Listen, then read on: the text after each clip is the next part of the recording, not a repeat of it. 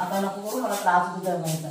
कामं करायची काय ह्यांच्या मारा सोडवायला जाय. छान सुगंध असतो कपड्यांमध्ये. एकदम असं काढू नका साफसफाई, थोडं थोडं.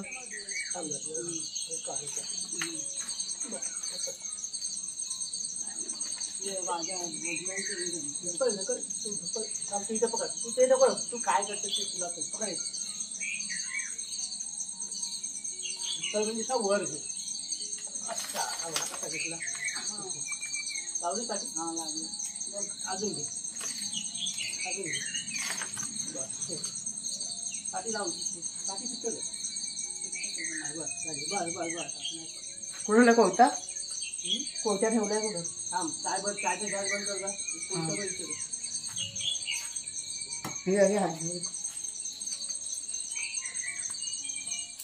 पाऊस थांबलाय थोडासा. नमस्कार मित्रमैत्रिणींनो, मी प्रिया पवार आणि खूप खूप स्वागत करते साधा स्वयंपाक या आपल्या चॅनलमध्ये.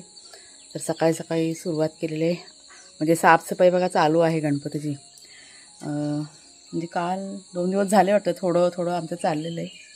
आज हॉल क्लीन करायचं आहे, त्याच्यामुळे सगळं सामान जे आहे ते हळूहळू बाहेर काढतो आहे. चादरी काढल्या धुवायला, जवळजवळ 4-5 चादरी काढलेल्या आहेत. म्हणजे जास्त अशा जाड नाही आहेत, पातळ पातळ चादरी आहेत हे बघा. त्यामुळे पटकन ना मशीनमध्ये टाकून घेते, म्हणजे कशा होऊन जातील. वाजलेत आता 7 वाजलेत सकाळचे. बाहेरचं वातावरण छान आहे, ढगाळ दिसत नाही आहे, त्याच्यामुळे चादरी ज्या आहेत त्या सुकून जातील. पावसाचा आधी अंदाज घेतला आणि मग त्या चादरीनं काढलेल्या आहेत, नाही तर मग सुकत नाही ना अंथरुणं, त्याच्यामुळे. चला पटापट सुरुवात करूया. हे बघा आभाळ कसं स्वच्छ दिसतंय. हे आता दिसतंय निळं निळं, पण थोड्या वेळाने लगेच ते भरून जाईल. श्रावणातला पाऊस कसा रिमझिम रिमझिम असतो ना, येतो जातो असा. पण छान वाटतंय सकाळी सकाळी वातावरण. आपले भाग्याशरू खेळायला गेलेत, अजून काय आले नाही आहेत. मग असे आले होते 1-2 मिनटासाठी, आले आणि परत गेले.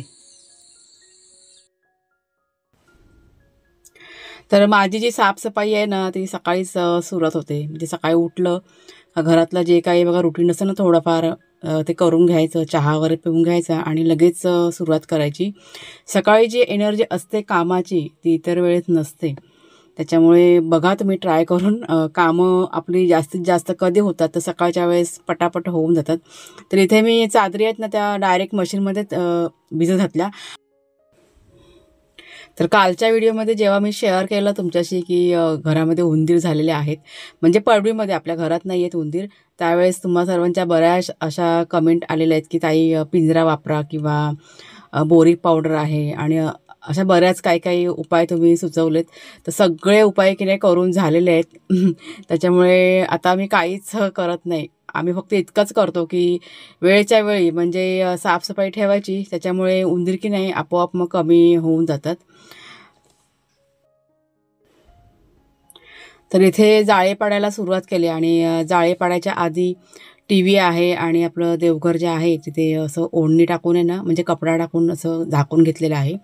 TVसाठी मला तुम्हाला विचारायचं आहे, म्हणजे TV तुम्ही कशा पद्धतीने क्लीन करता किंवा साफ करता मला सांगा तुम्ही जरा कमेंट करून. तर आपलं घर की नाही खूप असं उंच आहे, त्याच्यामुळे जाळे वगैरे पाडताना ना खूप अशी अडचण होते.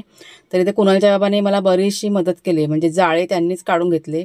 हॉलमध्ये सुद्धा जाळे पाडून घेतलेले आहेत आणि किचन आहे ना ते पण म्हणजे जाळे वगैरे पाडून घेतले. म्हणजे दुसऱ्या दिवशी किचन करायचा माझा विचार होता, त्याच्यामुळे म्हटलं दुसऱ्या दिवशी परत जाळे पाडायचा म्हणजे काम नको आणि काय होणार की पूर्ण घरामध्ये पुन्हा तो कचरा पडणार नाही. म्हणून आज सगळ्या घरामध्ये म्हणजे आत बाहेरचं इकडे जे काही बाकी होतं ना ते सगळं जाळे वगैरे ते पाडून घेतलेले आहेत. सणानिमित्त आपण बघा साफसफाई करतो आणि कधी कधी 15 दिवसांनी किंवा महिन्याभराने साफसफाई करतो आपण. पण साफसफाई झाल्यानंतर जी घरामध्ये पॉझिटिव्ह एनर्जी तयार होते ना ती वेगळीच असते. कधी पण तुम्ही बघा, तुम्ही नोटीस करा ही गोष्ट. म्हणजे मी प्रत्येक वेळा ही गोष्ट नोटीस करते म्हणून तुमच्याशी शेअर करते आज. काल जेव्हा मी पडवी साफ करून झाली ना त्याच्यानंतर इतकं मला बरं वाटत होतं. घरामध्ये म्हणजे एकच रूम फक्त आपला करून झाला तरी पण असं वाटत होतं की पूर्ण घर आपलं क्लीन झालेलं आहे. इतकी पॉझिटिव्ह एनर्जी घरामध्ये येते. आपल्या मनावरची धूळ असते ना, म्हणजे मी म्हणेन की मनावरची धूळ आपल्या निघून जाते. तर एकीकडे मशीनमध्ये की नाही चादरी पण मी धुवायला सुरुवात केली होती. कुठेतरी मनामध्ये भीती होती की जर का लाईट गेली तर म्हटलं सगळी अडचण होऊन जाणार, चादरी आपल्या सुकणार नाही. म्हणजे हाताने धुवायची माझी तयारी होती, पण म्हटलं स्पिन नाही होणार ह्या गोष्टीची भीती, म्हणून म्हटलं पटापट मशीन पण मी चालू करून घेतली. आणि जाळे वगैरे पाडून झाल्यानंतर जे काही क्लीन करायचं असतं ना, म्हणजे दारं खिडक्या पुसायचं ते करून झालं. पंखा पुसायचं काम ते कुणालचे बाबा यांनी केलं. ट्यूबलाईट वगैरे ना ते पुसायचं काम पण त्यांनीच केलं. आणि आता आमच्याकडे बघा फवारणी चालले. ते हीटचं आणलेलं आहे ना, म्हणजे साफ केल्यानंतर फवारणी करतोय. ह्याला पण कारण आहे.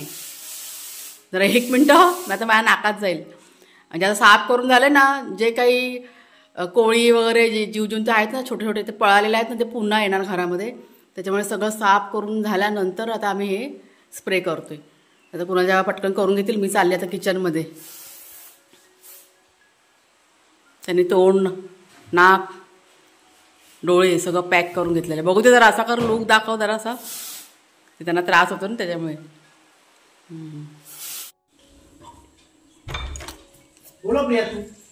कुठे गेले ते गुरं आलेत ना, गुरांच्या मागे गेलेत. वाघ्या शेरू ते वासरू. ए चले शेरू ये खाऊ तर ये लवकर. कधीचे गेलेले आता ते वासरू आतमध्ये येईल खाऊ. ती काठी लाव जा तिसरी का गुरु आले तर येणार. ए चला चला घरात, चला घरात. हा बांधून ठेव बाबा गोड गोड बोलून. शेरूदार हा चला चला बस झालं बस झालं चला.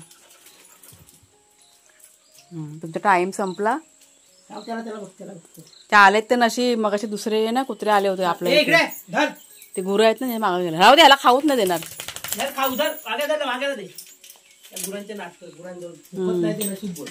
कुठे गेला रे म्हणून ते त्यांच्यावर व्यवस्थित आहे बघ. असेल ना रिया. नाही पण कोण दिसत नाही ना, बरोबर कोण असं भूभू करत राहिले. ए धरे शेरू तू आवाज दे जरा. शेरूधार चल खाऊ देते.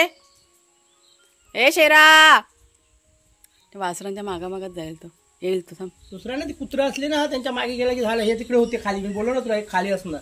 तिथे वर नसतात, हे तिकडे खाली. कुठनं आले आता? आले कुठनं आले? ह्यांच्याबरोबर दिसत नाही. मग तीच भीती होती. मग असे 3 कुत्रे आलेले बाहेरचे आणि मग काय मारामारी वगैरे करतात. हे तर काय बाबा ह्यांची दादागिरी असते, त्याच्यामुळे जरा भीती वाटते आम्हाला. मग आम्हाला वाटलं कुठे लांब गेलीत काय. ते काय आहेत संगाती. शेरूदार गुरु आत्ता सोडलेत ना. ए चल ह्याला बांधून ठेव, उगाच टेन्शन नको. कामं करायची काय ह्यांच्या मारामारा सोडवायला जायचं, मग असं होतं. मग चला खायला देते मी आता. नाही आहेत ना त्यांचा आवाज येतोय ना, तर तिकडे असतील त्या साईडला. तर हॉलमध्ये की नाही स्प्रे करून झाल्यानंतर जवळजवळ 2 ते 3 तासासाठी ना आम्ही सगळं बंद करून ठेवलं होतं. म्हणजे दारं खिडक्या आहे ना हॉलचं सगळं बंद करून ठेवलं. कारण त्या औषधाने मला की नाही खूप त्रास होतो. मला ब्लिचिंग पावडर आणि हे जे रासायनिक औषधं असतात ना, तर मला भरपूर त्रास होतो आणि लगेच डोकेदुखी वगैरे आणि उलटी वगैरे असं मला ना सुरू होऊन जातं. म्हणजे हे मला लहानपणापासून आहे, ॲलर्जी एक प्रकारे म्हणेन मी. त्याच्यामुळे असं जे रासायनिक वगैरे काय वापरायचं झालं ना का खूप काळजी घेऊन आणि लक्ष देऊन ना आम्हाला करावं लागतं. आता ही वेळ तुम्हाला सांगते, काहीतरी 8:30 वाजले होते. म्हणजे जवळजवळ 1.5 तासामध्ये ना आमचा हॉल क्लीन करून झाला होता. आणि त्याच्यानंतर मी आलेले किचनमध्ये नाश्ता करून घ्यायला. तर आज नाश्त्यामध्ये काहीतरी स्पेशल म्हणजे कुणालच्या बाबांच्या आवडीचं आहे. तर आज नाश्त्यामध्ये की नाही साबुदाण्याची खिचडी बनवते. आवडते आमच्याकडे आणि झटपट पण होते ना. तर साखर बघा टाकते, लिंबाचा रस सगळं ना मिक्स करून घ्यायचं, म्हणजे मग बरं पडतं. मग मीठ चवीप्रमाणे आणि हे शेंगदाणे आणि हिरवी मिरची आहे ना ते वाटून घेतले मिक्सरमध्ये. शेंगदाणे भाजून घेतलेत. आता हे सगळं एकत्र करून चांगलं असं मिक्स करून घ्यायचं. तर मागच्या वेळेस की नाही मी साबुदाण्याची खिचडी तुम्हाला दाखवली होती आणि त्यावेळेस मला एका ताईने कमेंट केली होती की प्रियाताई तुम्ही तुपामध्ये साबुदाण्याची खिचडी आहे ना फोडणी घालून बघा म्हणजे करून बघा चव भारी लागते. त्याच्यामुळे आज ठरवलं होतं की चला आपण करून बघूया. आणि तुम्ही जेव्हा मला सांगता ना कमेंट्स करून की अशा पद्धतीने कर वगैरे तर माझं की नाही चालू असतं. म्हणजे कोणी आपल्याला चांगल्या गोष्टी सांगत असेल तर त्या मी नक्की ट्राय करून बघते. मी तुमच्या रेसिपीसुद्धा मी नक्की ट्राय करून बघते.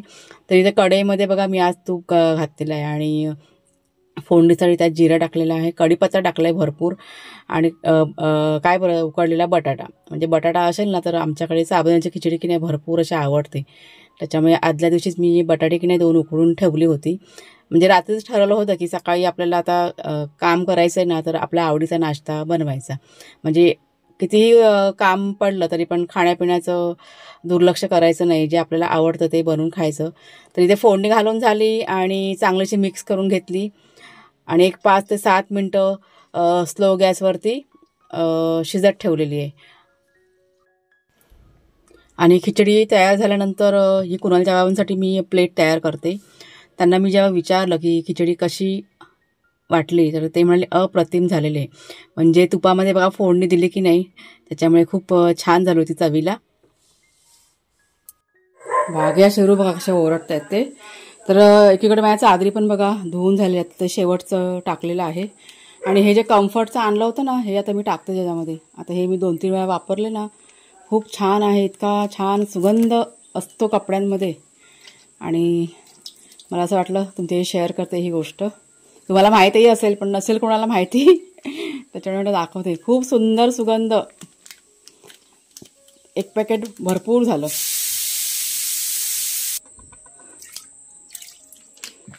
असे पॅकेट पण बरं पडतं आणलेले. हे फक्त मी डेमोसाठी आणलेले म्हणजे कसं आहे काय म्हटलं वापरून बघूया चांगलं वाटलं तर म्हटलं आणता येईल पॅकेट. जरा मशीनमध्ये फिरून घेते पटकन आणि 5 मिनिटं ठेवते.